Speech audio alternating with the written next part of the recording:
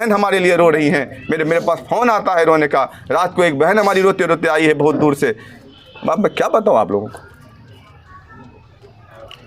मेरे पास अल्फाज नहीं है बयान करने के लिए। इन लोगों ने 11 साल तक मुझे लूटने का काम किया है। मैं ईमानदारी और वफादारी का सबूत पेश किया। आपने आखिर वक्त में मेरी टिकट को बेच दिया और ऐसे लोगों के हाथ बेच दिया जो कांग्रेस के लोग थे, जिन्होंने पार्टी ज्वाइन नहीं की, जिन्होंने आपकी मुखालफत की थी लोकसभा इलेक्शन। मैं आपको कहता हूं कि आप देखिए, 2 बार लोकसभा चुनाव लड़े। मैं राशिद अनवर रोता हुआ किशनगंज से जब इलेक्शन हार जाते थे, रोता हुआ मैं अररिया आता था। मैं उस तरीके से काम करता था, कभी कहीं भेज दिया जाता था, कभी कहीं भेज दिया जाता। 15-15 दिन, 20-20 दिन पागलों की तरह करता था काम कि मेरा सदर जीत जाए तो मेरे हौसले को और मजबूती होगी, मेरा पार्टी मजबूत होगा। लेकिन मेरे सदर ने आज मुझे ऐसा धोखा दिया। कहाँ थे ये कैंडिडेट जो आज आ गए अचानक से दूसरी पार्टियों से? उस वक्त भी तो आपको मुझे कहना चाहिए था। अवैसी साहब के प्रोग्राम में मेरा 10 लाख से ज़्यादा खर्चा हुआ। क्यों हुआ? किस लिए हुआ? क्या आपने मुझे पैसा दिया? क्या आप मुझे पैसा देते हैं? आपकी पार्टी मुझे झंडा देती है? 11 साल से एक पैसा नहीं जानता हूं मैं।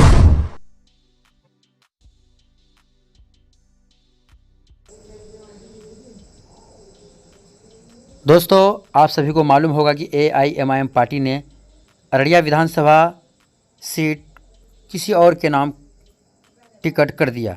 दोस्तों, जनाब राशिद अनवर साहब का कहना है कि मैं पिछले 11 साल से काम करता हूं, मेरे अनेकों खर्च हुए, लेकिन हमने आज तक भी पार्टी हमें 1 रुपये नहीं दिया। काफ़ी नाराज़गी जताते हुए मीडिया से बात कहा और मीडिया से बात करते समय काफ़ी भावुक हुए दोस्तों। और उन्होंने ये भी कहा, कई महिला का हमारे पास फ़ोन आ रहा है, रो रो कर कहती है कि ऐसा कैसे हो गया। बैरिस्टर साहब तो कहता है कि मैं कायद देने का काम करता हूं, मैं कायद की बात करता हूं, आज ऐसा कैसे कर दिया। दोस्तों, इस वीडियो को पूरा जरूर देखें। मेरे जो कार्यकर्ता हैं, जो मेरे साथ पिछले 11 सालों से जुड़े हुए हैं, जब मैं ओवैसी साहब की पार्टी को यहाँ पर लेकर आया था, उस वक्त से ये तमाम लोग हमसे जुड़ते गए। और इस वक्त ओवैसी साहब की पार्टी को लोग यहाँ देखना पसंद नहीं करते थे। हमारे कार्यकर्ताओं ने जिल्लत उठाई, हमने जिल्लत उठाई और हम जिल्लत उठाते रहे, लेकिन मेहनत करते रहे, मेहनत में कभी पीछे नहीं हटे। हमने ज़मीनी मेहनत करके आज उस मुकाम को बनाया है कि जब आज ये दरख्त फलदार हो गई तो हमारे बड़े लोग इस दरख्त को ही काटने के फिराक में लग गए और काट भी दिए।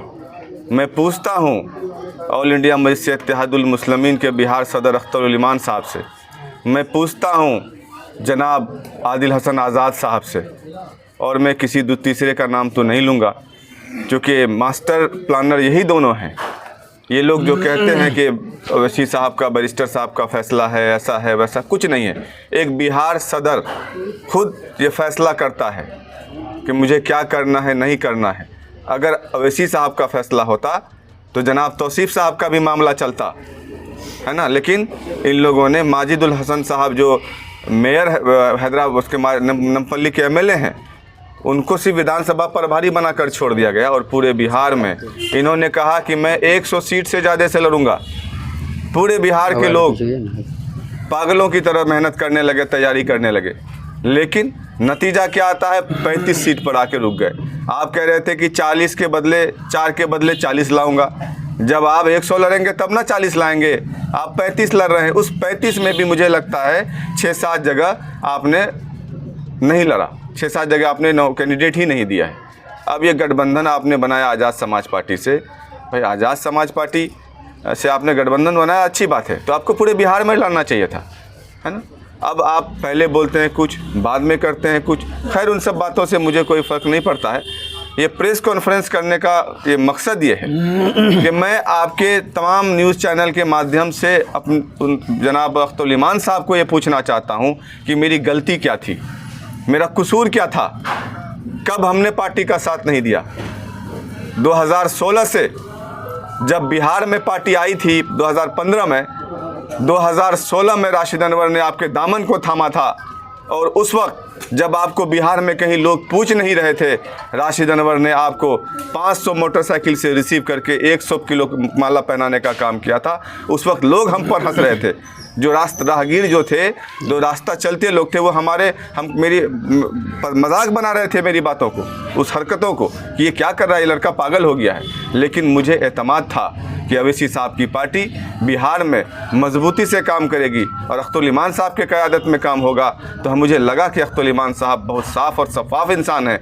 लेकिन आज 11 साल उस पार्टी ने मुझे पहली दफ़ा 2020 में कैंडिडेट बनाया। पहली दफ़ा जब मुझे कैंडिडेट बनाया तो नतीजा यही हुआ, यहाँ से कोई दावेदार और कोई उम्मीदवार भी नहीं था, मैं सिंगल था और मैं पार्टी का यहाँ पे पहला फाउंडर मेंबर हूँ और मैं उस वक्त जिला अध्यक्ष था। लेकिन पार्टी ने मुझे आखिरी नॉमिनेशन के सुबह बागडोगरा एयरपोर्ट पर मुझे टिकट देने का काम किया। मैं आकर नॉमिनेशन फॉर्म भरा।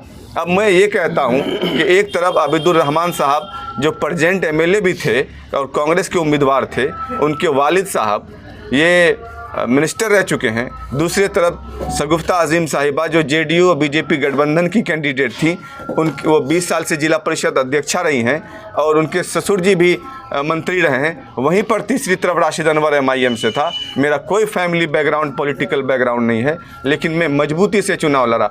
एक भी स्टार कैंपेनर अररिया झांकने के लिए नहीं आया। मैं चुनाव लड़ा और पूरी मजबूती के साथ चुनाव लड़ा। हम और हमारे कार्यकर्ताओं ने लड़ा, जबकि उस वक्त हमें बीजेपी का बी टीम कहकर बुलाया जाता था, लोग हमें डंडे से भगाया करते थे। लेकिन उस माहौल में भी हमने 14 उम्मीदवारों में से तीसरा नंबर लाने का काम किया। अल्हम्दुलिल्लाह ये मेरे लिए बड़ी जीत थी। लेकिन इलेक्शन हारने के बाद मैं उस तरीके से काम कर रहा हूं जैसे कि आने वाले महीने में इलेक्शन है। मैं पूछता हूं कि आपको 6 महीना पहले मुझे ये कहना चाहिए था कि राशिद साहब, मेरी पार्टी चाहती है कि अररिया में कोई दूसरा उम्मीदवार हो, मैं आपका समर्थन करता और आप मुझे ये कहते कि आप एक मजबूत उम्मीदवार मुझे खोज कर दीजिए। मैं 6 महीने पहले पार्टी को ज्वाइन करवाता और मैं उनका साथ देता। लेकिन आपने ऐसा नहीं किया। आप चुपचाप सांप की तरफ बैठकर सुनते रहे और सूंघते रहे। आखिर वक्त में अभी 25 तारीख को सीमांचल न्याय यात्रा के नाम से आपने सारे लोगों को परेशान करने का काम किया। आपने सारे लोगों को सड़कों पर दौड़ाने का काम किया, जो 5 दिन 20-20 गाड़ी, 25-25 गाड़ी, 30-30 गाड़ी से अवैसी साहब की काफिलों के पीछे रहे। उस वक्त भी आपने मुझे नहीं कहा। कहाँ थे ये कैंडिडेट जो आज आ गए अचानक से दूसरी पार्टियों से? उस वक्त भी तो आपको मुझे कहना चाहिए था। अवैसी साहब के प्रोग्राम में मेरा 10 लाख से ज़्यादा खर्चा हुआ। क्यों हुआ? किस लिए हुआ? क्या आपने मुझे पैसा दिया? क्या आप मुझे पैसा देते हैं? आपकी पार्टी मुझे झंडा देती है? 11 साल से एक पैसा नहीं जानता हूँ मैं आपका। मैं आपको कहता हूं कि आप देखिए, 2 बार लोकसभा चुनाव लड़े। मैं राशिद अनवर रोता हुआ किशनगंज से जब इलेक्शन हार जाते थे, रोता हुआ मैं अररिया आता था। मैं उस तरीके से काम करता था, कभी कहीं भेज दिया जाता था, कभी कहीं भेज दिया जाता। 15-15 दिन, 20-20 दिन पागलों की तरह करता था काम कि मेरा सदर जीत जाए तो मेरे हौसले को और मजबूती होगी, मेरा पार्टी मजबूत होगा। लेकिन मेरे सदर ने आज मुझे ऐसा धोखा दिया, ऐसा गुमराह किया है जिसका मैं तस्वुर भी नहीं कर सकता था। आप पिछले 15 दिन तक पहले मुझे दौड़ाए और मैं तन्हा दावेदार था भाई। मेरे अलावा कोई उम्मीदवार नहीं था अररिया से। हम अररिया सीट जीतने वाले थे। हम कोई हराम की कमाई करने वाले लोग नहीं हैं। बहुत मेहनत और मशक्क़त से कमाते हैं। 2 वक्त की रोज़ी रोटी कमा कर अपने बीवी बच्चों को भी पालते हैं और लोगों के ज़रूरतमंदों की ज़रूरत को भी पूरा करते हैं। पूरे अररिया में कोई कह नहीं सकता कि राशिद अनवर ने किसी का बुराई किया है, किसी से लूटा है, किसी का छीना है या कोई गलत काम किया है। लेकिन आपने सर मेरे साथ क्या नाइंसाफ़ी की। आपने आखिर वक्त में मेरी टिकट को बेच दिया और ऐसे लोगों के हाथ भेज दिया जो कांग्रेस के लोग थे, जिन्होंने पार्टी ज्वाइन नहीं की, जिन्होंने आपकी मुखालफत की थी लोकसभा इलेक्शन में। और एक वफादार, आज इस वफादारी का सिला मुझे ये मिला। अरे 24 जुलाई को तौसीफ साहब से मेरी बात हुई। तौसीफ साहब मेरे घर पर आए थे। उन्होंने मुझे कहा कि आप मेरे साथ रहो, मैं आपका टिकट फाइनल करवाऊंगा। लेकिन मुझे यहाँ समझ में आने लगा कि गुटबाजी वाली बात है। उस वक्त भी मैंने तौसीफ साहब को इनकार करके आपका साथ देने का काम किया। मुझे टिकट की चिंता नहीं थी। मुझे ये लगता था मैं अपने सदर के साथ जुड़ा हूँ। लेकिन आप मेरे लिए कितना वफादार निकले। अब आप ये बताइए, अख्तुल ईमान साहब, आदिल हसन आज़ाद साहब, आप लोग जी अल्लाह रसूल, मैं जब भी कहता था ये लोग कहते थे अल्लाह पे भरोसा रखिए, दुआ कीजिए, दुआ से कहीं टिकट मिलता है। कि टिकट किससे मिलता है मुझे ये बताइए। अगर आज इस हकदार को नहीं मिला और कांग्रेस के एक पैराशूट को दे दिया गया तो क्या वो दुआ के बदौलत मिला उनको टिकट?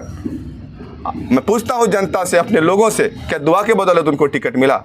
अरे राशिद अनवर तो अपने लिए दुआएं कर रहा था, हमारे लोग हमारे लिए दुआएं कर रहे थे। आज हजारों माँ बहन हमारे लिए रो रही हैं। मेरे पास फ़ोन आता है रोने का। रात को एक बहन हमारी रोते रोते आई है बहुत दूर से। अब मैं क्या बताऊँ आप लोगों को, मेरे पास अल्फाज नहीं है बयान करने के लिए। इन लोगों ने 11 साल तक मुझे लूटने का काम किया है।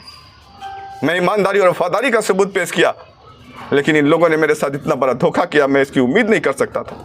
लेकिन मैं अल्लाह, आप कहते हैं कि मैं मजलूमों के हक और इंसाफ की लड़ाई सीमांचल में लड़ना चाहता हूँ। अरे अख्तुल्लिमान साहब, मैं तो मजलूम था, आपके पार्टी का सच्चा सिपाही था। मेरा इंसाफ कहाँ है? क्या इंसाफ किया आपने मेरे साथ? ये खुदा सब देखता है, मैं उस पर ही छोड़ दिया हूँ।